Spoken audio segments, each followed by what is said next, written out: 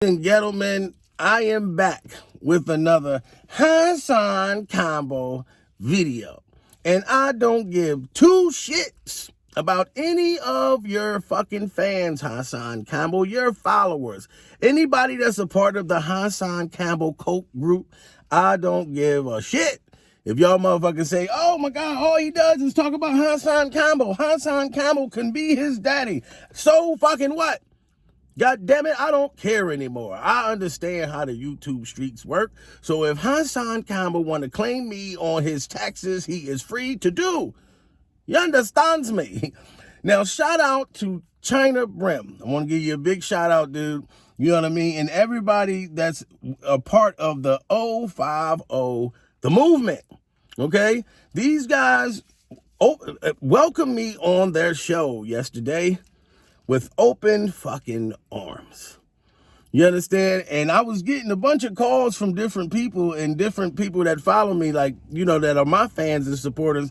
They're like, yo, you need to go on the Chyna Brim show. You know what I mean? You got to go on the 050, the movement. You know, go check it out. So I went and got on the live. And I'm watching the guys, you know, and I actually seen a few of the 050 movement. Like, you know, I watched a couple of their videos, and I like the fact that, you know, from what I got out of it was these brothers, you know, done been through some shit, and they're trying to, you know, inspire young people to go down the right path. And they was inviting guys up that had, like, you know, little different YouTube beefs or whatever. They were trying to, you know what I mean, squash things between people. So I like stuff like that. So I started watching their shows and stuff, you know. But this in particular show, you know, Chyna Brim, he wasn't even trying to like take HassanCampbell's wave cap off. From what I got, he was trying to invite HassanCampbell on the show.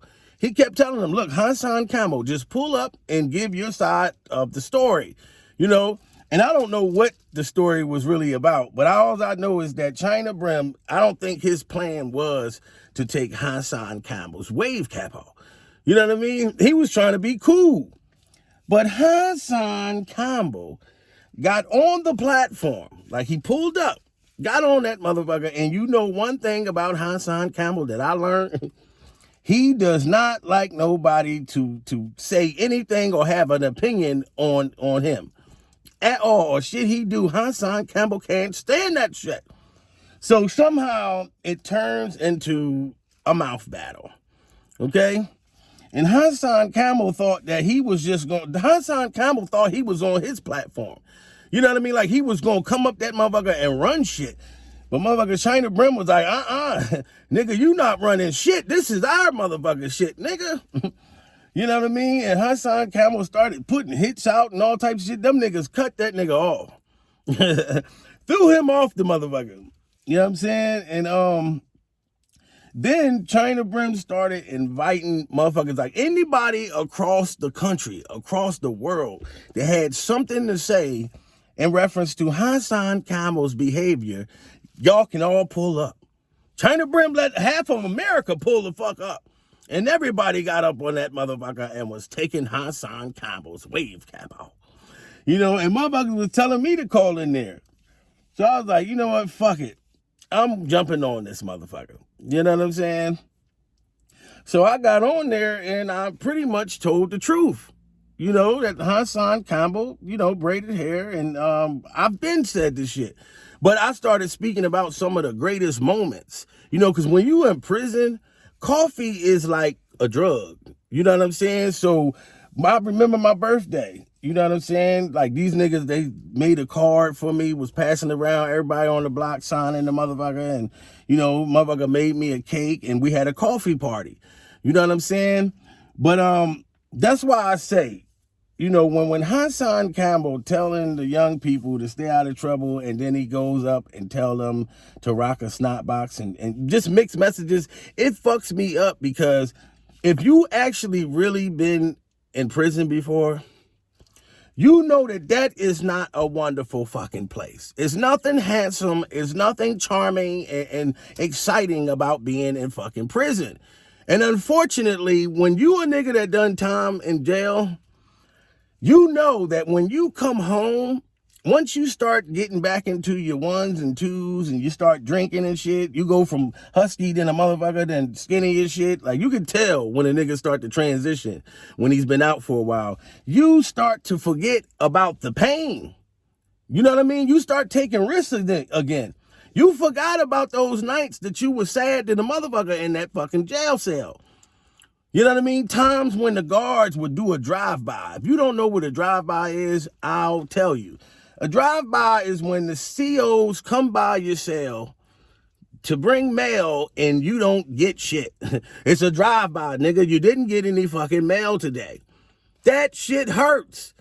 When you got a slot and the mail comes through and you go to pick the mail up and you got to put it on your cellie's bunk because it ain't for you. That shit hurts. Telling you. When that mail hit that motherfucking floor and you look down, that shit ain't got your name on that motherfucker. That shit hurts. But niggas forget about the pain of being in prison and start fucking up again until they go back to fucking jail. Now you back on the phone talking about, yo, call this motherfucker right here. Get on Facebook, right? It's this girl named Karen. Tell her, nigga, I'm not doing none of that shit, motherfucker. I've done that shit my whole entire life.